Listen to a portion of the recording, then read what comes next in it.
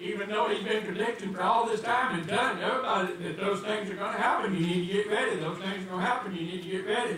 These things are about to happen and he's going to release his anger upon this world. And a large part of it is going to come through what the Bible calls the Antichrist during that time. Jesus said if those days wasn't short, there wouldn't any flesh be saved. Matter of fact, every person on earth could die during that time. It's going to be so severe.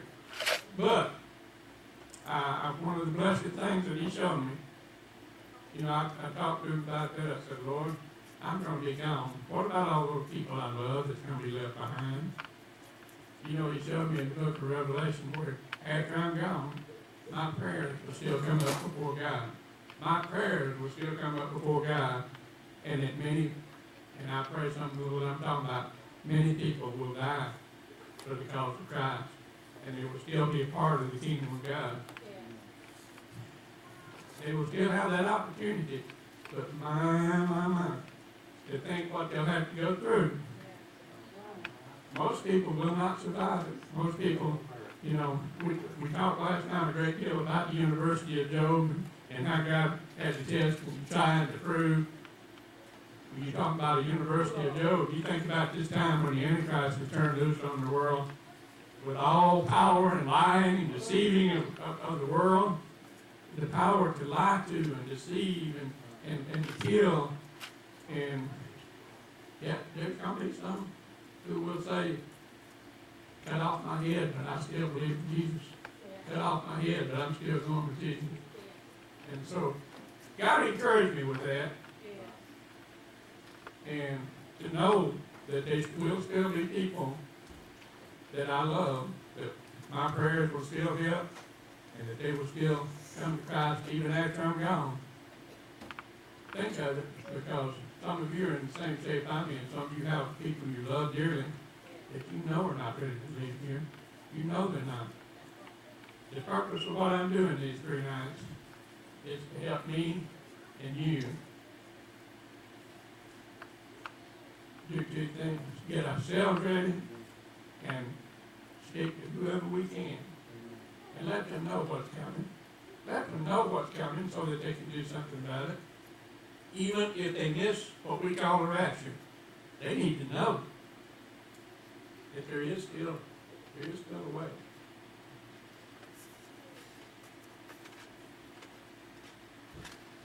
But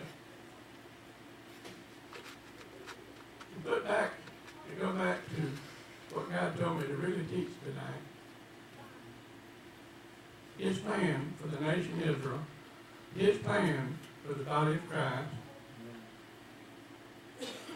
it's going to finish just like the Word says it's going to finish. He started them, He's going to finish them. It's a great plan, and He's let me, just as I say, just sit and watch the news and watch His plan come to pass. I touched a few minutes ago on the United States in that plan. Did you know that when it came time for the nation Israel to come back to the Promised Land, to come back and set up a nation, if it hadn't been for this nation that we live in, it couldn't have happened.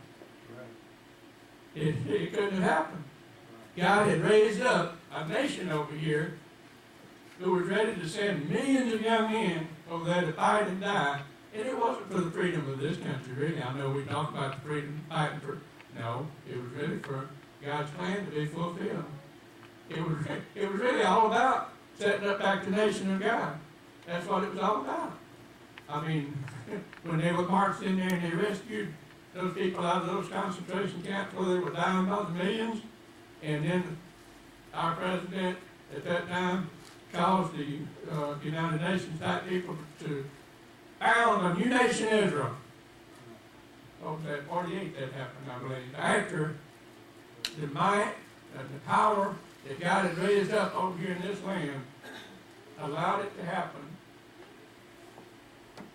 It still kind of hurts a little bit when I think about the fact, okay, that's over with. Now this nation has to go down. But now that's the other part that has to happen before the Antichrist can be revealed. You know, this if this nation was still what it was in 1945, the Antichrist could not come and take over Israel. Why? You realize with the power and with the will and with the faith that this country had in 1945, the Antichrist, well, he was there then. As a matter of fact, he was in a body called Hitler. He was there. He was trying to do it then. And God had this nation set to defeat him, to tear him down. Well, he says this time he's supposed to succeed. So the will of this nation is no longer there. The will is no longer there to do it because it's not God's will. It's not God's will to do it again. It's God's will this time to let the Antichrist succeed and set up his little thing, and then Jesus is going to come and end it. There is an end to this plan of God. It has to come to fulfillment, just like the Word said. If it never got fulfilled, what would God do? He'd be a liar. There's nothing in here that's not going to happen, just like the Word of God says it's going to happen.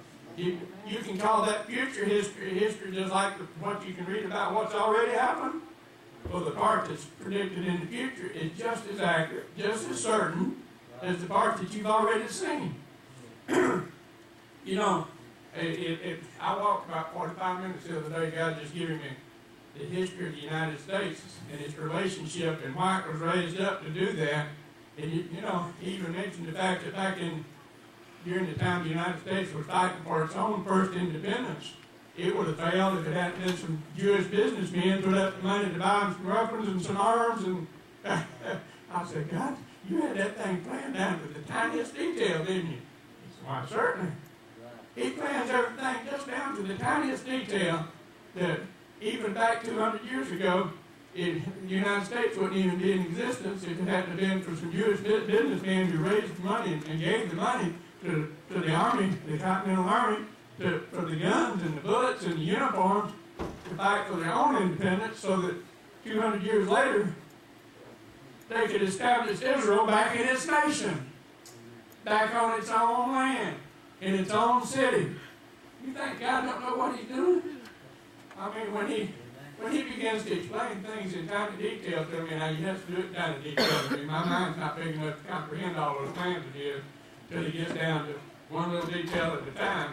And I say, oh, I see God. You know, sometimes I'm not the brightest one around, so he has to explain it on very junior level to me. Junior level.